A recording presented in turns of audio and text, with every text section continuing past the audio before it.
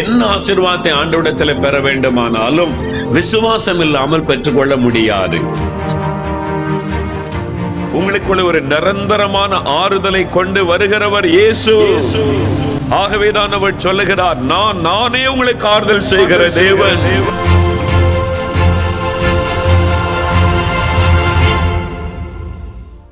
பரிசுத்த யோவான் எழுதின சுவிசேஷம் 16ஆம் அதிகாரம் 20ஆம் வசனத்தை வாசிக்க கேட்போம். மெய்யாகவே மெய்யாகவே நான் உங்களுக்கு சொல்லுகிறேன், நீங்கள் அழுது புலம்புவீர்கள், உலகமோ சந்தோஷப்படும். நீங்கள் துக்கப்படுவீர்கள், ஆனாலும் உங்கள் துக்கம் சந்தோஷமாக மாறும். உங்கள் துக்கம் சந்தோஷமாக மாறும். உங்கள் துக்கம் சந்தோஷமாக மாறும். எனக்கு அன்பானவர்களே, இன்றைக்கு ஆண்டவருடைய பாதபடியில் அவருடைய வசனத்தை கேட்க வந்திருக்கிற உங்களை பார்த்து ஆண்டவர் இயேசு ஒரு அற்புதமான வார்த்தை சொல்லுகிறார், உங்கள் துக்கம் சந்தோஷமாக மாறும். லூக்கா 13ஆம் அதிகாரம் 12வது வசனத்தை வாசிக்க கேட்போம். இயேசு அவளை கண்டு தம்மிடத்தில் அழைத்து, ஸ்திரீயே, உன் பலவீனத்தினின்று விடுதலையாக்கப்பட்டாய் என்று சொல்லி அவள் மேல் தமது கைகளை வைத்தார். இயேசு அவளை கண்டது மாத்திரம் அல்ல, 18 வருஷம் வேதனையில் இருக்கிற பெண் என்று ஆண்டவர் அறிந்து கொண்டார். அவள் வேதனை அனுபவிக்கிறாள், பிசாசின் கட்டுகளினால் சரீரத்தில் உபாதை அனுபவிக்கிறாள் என்பதை இயேசு அறிந்தார். அவளை குறித்து எனக்கு தெரியும் என்று சொல்லிவிட்டு போய்விடவில்லை. வேதம் சொல்லுகிறது, இயேசு அவளை அழைத்தார். மகளே, எழுந்து என்னிடத்தில் வா. ஆண்டவர் ஒரு அழைப்பு கொடுக்கிறார். என்னிடத்தில் வா, எழுந்து என்னிடத்தில் வா, உன் வேதனைக்கு ஒரு முடிவை நான் உண்டாக்கட்டும். Come unto me. என்னிடத்தில் வா, உன் வேதனைக்கு ஒரு முடிவை நான் உண்டாக்கட்டும். 18 வருஷ வேதனைக்கு இன்றைக்கு நான் முடிவை உண்டாக்கி உன் துக்கத்தை சந்தோஷமாய் மாற்ற விரும்புகிறேன். என்னிடத்தில் வா என்று ஆண்டவர் அழைக்கிறார். அவர் அழைக்கிற ஒரு ஆண்டவர். மத்தேயு 11:28 வாசிக்கும் பொழுது, இந்த உலகத்தில் யாரும் சொல்லியிராது, யாரும் கொடுத்திராத ஒரு அழைப்பை இயேசு கொடுக்கிறார். வருத்தப்பட்டு பாரம் சுமக்கிறவர்களே, நீங்கள் எல்லாரும் என்னிடத்தில் வாருங்கள். ஒரு குறிப்பிட்ட மதத்தினரை அவர் அழைக்கவில்லை.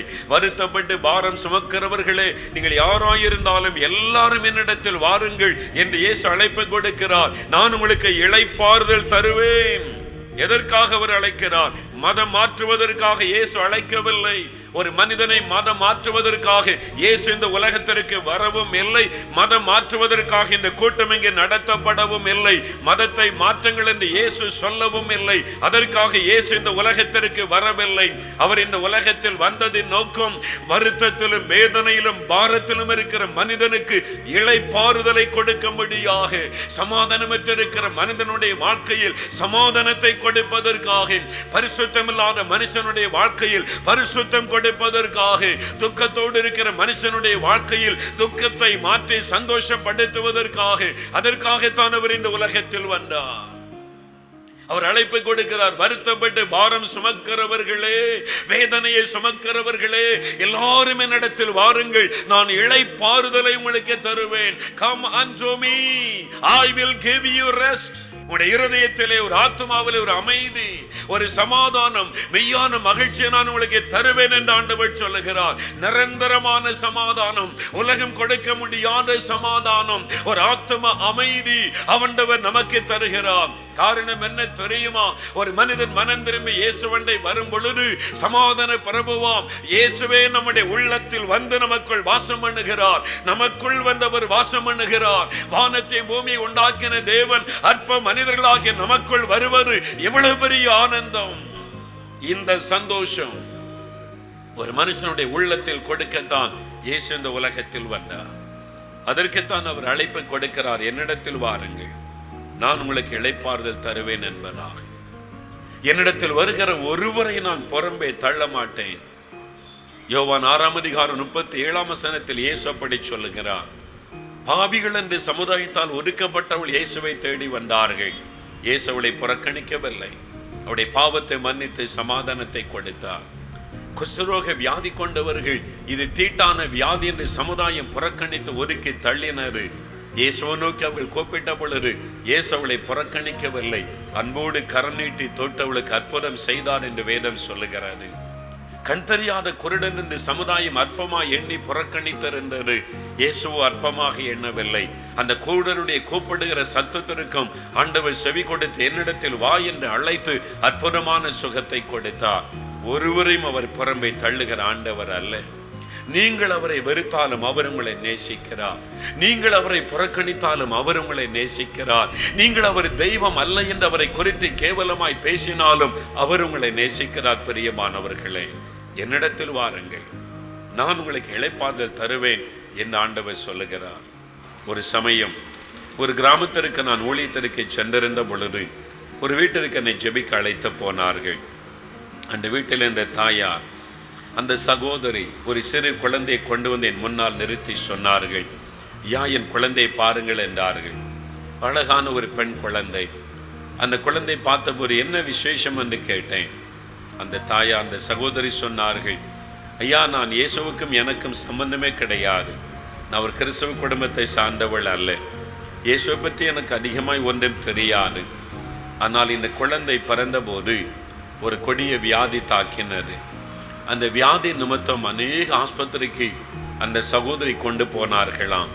பல இடத்துல போய் மருத்துவம் செய்தும் பல நாட்கள் ஆஸ்பத்திரியில் இருந்தும் குழந்தை சுகமாகவில்லை. வியாதி அதிகமாகி அந்த குழந்தை மரிக்கிற சூழ்நிலை வந்தது. மருத்துவர்கள் சொன்னார்கள், செய்ய முடிந்ததை எல்லாம் செய்து விட்டோம், அவ்வளவுதான். எதற்காக ஆஸ்பத்திரியிலிருந்து வீணாய் பணத்தை செலவு செய்ய வேண்டும், வீட்டுக்கு கொண்டு போங்கள் என்று சொல்லிவிட்டார்கள்.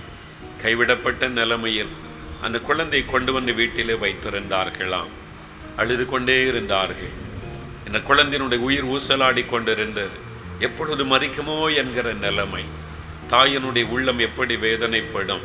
என் குழந்தை காப்பாற்ற யாரும் இல்லையா, என் குழந்தைக்கு உதவி செய்ய யாரும் இல்லையா என்று அழுது கொண்டிருந்தார்களாம். அந்த சமயத்தில் திடீரென்று அவருடைய கண்களுக்கு முன்பாக ஒரு காட்சியை பார்த்தார்கள். பிரகாசமான வெளிச்சத்திற்கு நடுவில் ஒரு சிலுவையை அவர்கள் கண்டார்கள். அந்த சிலுவையில் இருந்து ஒரு சத்தம் வந்தது, என்னிடத்தில் வா, உன் குழந்தையை நான் சுகமாக்குவேன். Come unto me, I will heal your child. உன் குழந்தையை நான் சுகமாக்குவேன், என்னிடத்தில் வா என்கிற சத்தம். உடனே இந்த தாய்க்குள்ள ஒரு சந்தோஷம்.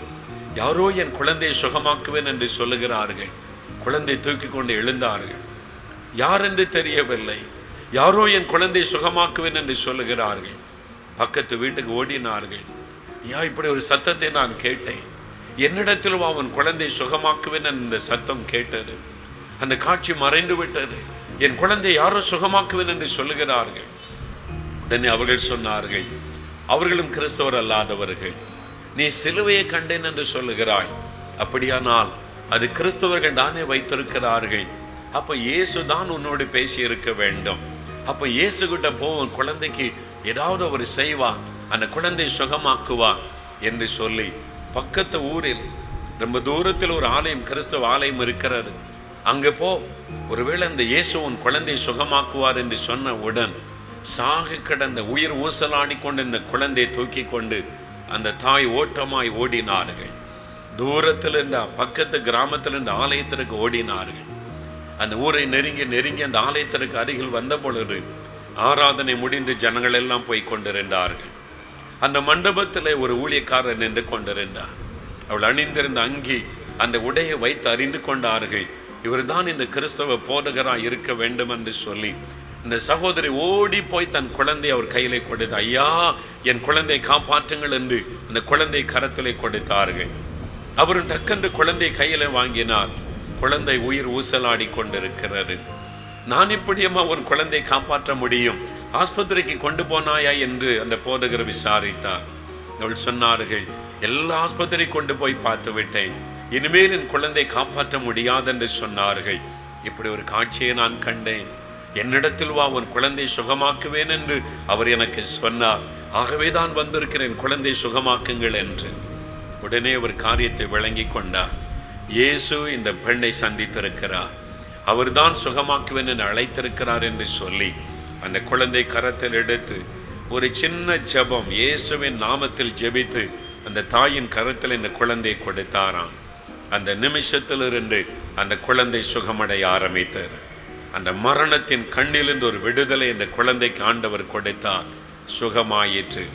அந்த சகோதரி சொன்னார்கள், அதுதாயா இந்த குழந்தை, இப்ப பாருங்க நல்ல சுகத்தோடு இருக்கிறது. அந்த நாள் முதல் நானும் அந்த இயேசுவையே நான் வணங்கி வருகிறேன். என்னை கூப்பிட்டு என் குழந்தைக்கு சுகம் கொடுத்தாரே, என்னை அழைத்து என் குழந்தைக்கு ஒரு அற்புதம் செய்தாரே, நான் அவரை மறக்கவில்லை என்று சொன்னார்கள். இன்றைக்கு அதே இயேசு உங்களை அழைக்கிறார். துக்கத்தோடு இருக்கிற உங்களை, என்னிடத்தில் வா, நான் உனக்கு இளைப்பாறுதல் தருவேன். என்னிடத்தில் வா, நான் உன்னை சுகமாக்குவேன். என்னிடத்தில் வா, உன் பிரச்சனைக்கு நான் முடிவை உண்டாக்குவேன் என்று இன்றைக்கு அந்த ஆண்டவர் உங்களை அழைக்கிறார். பிரியமானவர்களே, அவரிடத்தில் வருகிற ஒருவரையும் அவர் புறம்பே தள்ள மாட்டார். பாவி என்று அவர் அருவருக்கிற ஆண்டவர் அல்ல. அவர் உங்களை நேசிக்கிறார். உடைய பலவீனம் அவருக்கு தெரியும், உடைய குறைகள் அவருக்கு தெரியும், நீங்கள் வேதனைக்கு நடுவில் இருப்பது அவருக்கு தெரியும். தைரியமாய் அவரிடத்தில் வரலாம். அவரிடத்தில் வரும் பொழுது உங்கள் துக்கத்தை சந்தோஷமாய் மாற்றும்படிக்கு ஒரு அற்புதத்தை கட்டாயமாய் செய்வார். பிரியமானவர்களே, இயேசு உங்க மேல எவ்வளவு அன்பு வச்சிருக்கிறார் பார்த்தீங்களா? அதனால தான் ஆண்டவர் உங்களோட பேசுகிறார். மகனே மகளே, எனக்கு யார் இருக்கிறாங்கன்னு அழுகிறியா? நான் இருக்கிறேன், என்கிட்ட வா என்று ஆண்டவர் அன்பாய் அழைக்கிறார். வருத்தப்பட்டு பாரம் சுமக்கிறவர்களே, எல்லாரும் என்னிடத்தில் வாருங்கள், இளைப்பாறுதல் தருவேன் என்று இயேசு அன்பாக உங்களை அழைக்கிறார் அல்லவா? அவர்கிட்ட வாங்க. அவர்கிட்ட உங்களுடைய பிரச்சனையை கொடுத்து எதுக்கு வரணும்? உங்கள் பாரத்தை அவர் மேலே வச்சுருங்க. அதுக்கு தான் கூப்பிடுகிறார்.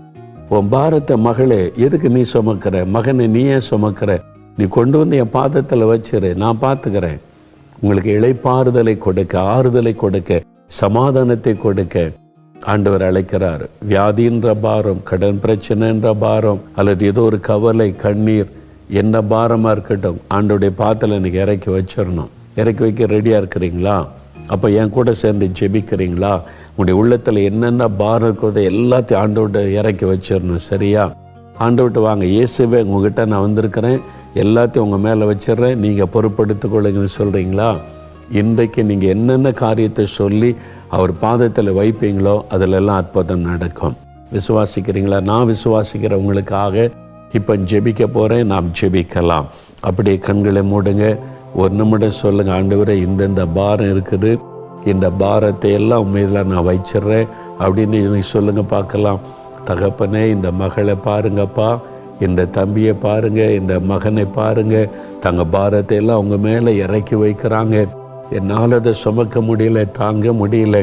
இந்த பாவத்தின் பாரம், வியாதியின் பாரம், நிந்தை அவமானத்தின் பாரம், ஆண்டவரே பண பிரச்சனை, கடன் பிரச்சனையின் பாரம், எல்லா பாரத்தை உங்க மேல நான் வச்சிடுறேன். ஆண்டவரே உங்க பாதபடியில நான் வர்றேன். ஆண்டவரே உங்களுடைய சமூகத்துல நான் வர்றேன், உங்களுடைய பாதத்துல இறக்கி வைக்கிறேன்னு சொல்லி ஜெபிக்கிற இந்த பிள்ளைகளை பாருங்கப்பா. உங்க பாதத்துல இறக்கி வச்சுட்டாங்களே, நீங்க இப்ப அற்புதம் செய்யுங்க. நீங்க இப்ப விடுதலை கொடுங்க. அவங்களுடைய பாவத்தை மன்னிச்சு சமாதானத்தை கொடுத்து ஆசீர்வதிங்க. அந்த பாவ சாபத்தில் இந்த விடுதலை கொடுத்து இன்று முதல் ஆசீர்வதிங்க. அந்த பொல்லாத நோய்கள் மறையணும். உங்க தழும்புள்ள கரத்தினால தொடுங்கப்பா. அப்பா, உங்களுடைய மனதுருகி வியாதியஸ்தரை தொட்டு குணமாக்கினீங்களே, உங்க தழும்புள்ள கரத்தினால தொடுங்க. அந்த வியாதி மறையட்டும். கேன்சர் வியாதி இயேசுவின் நாமத்தில் மறையட்டும். ஆஸ்துமா வியாதி இயேசுவின் நாமத்தில் மறையட்டும். ஆர்த்தரைட்டிஸ் இயேசுவின் நாமத்தில் மறையட்டும். ஆண்டவரே, பாதிக்கப்பட்ட உறுப்புகள் எல்லாம் இயேசுவின் நாமத்தில் சுகம் அடையட்டும். ஒரு புது பலன் வரட்டும், சுகம் உண்டாகட்டும், அற்புதம் நடக்கட்டும். அவருடைய உள்ளத்தில் இருக்கிற துக்கங்கள் விலகட்டும். பணத்தின் நிமித்தமாய், தடைகள் நிமித்தமாய், நிந்தைகள் நிமித்தமாய் வருகிற எல்லா துக்கங்களும் மாறட்டும். ஒரு அற்புதத்தை செய்து பிள்ளைகளை மகிழ பண்ணுங்க. இன்றைக்கு ஒரு அற்புதம் நடக்கணும். இன்றைக்கு ஒரு மாற்றம் வரணும். இயேசு கிறிஸ்துவின் நாமத்தில் வீட்டுக்குள்ள ஒரு அற்புதம் நடக்க வேண்டாம்ப்பா. எல்லா சத்தனுடைய கிரியைகள் அழியணும். பொல்லாத ஆவியனுடைய வல்லமைகள் எரியணும். மந்திர பில்லிசோனிய தகடுகள் எல்லாம் எரியணும். ஒரு விடுதலை உண்டாகட்டும். இந்த முதல் ஆசீர்வதிங்கப்பா. அவங்க மகிழ்ந்துமை துடிக்கும்படிக்க செய்யுங்கப்பா. உங்கள் கரம் தொட்டு விட்டதற்காய் ஸ்தோத்திரம். அற்புதம் செய்து விட்டதற்காய் ஸ்தோத்திரம். இந்த நாளிலிருந்தே நல்ல மாற்றங்களை காணட்டும். இயேசு கிறிஸ்துவின் நாமத்தில் ஜெபிக்கிறோம் பிதாவே.